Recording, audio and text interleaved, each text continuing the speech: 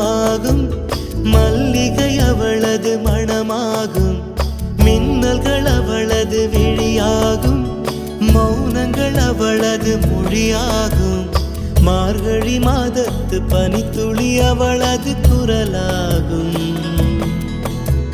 மகரந்த காட்டின் மான்குட்டி அவளது நடையாகும்.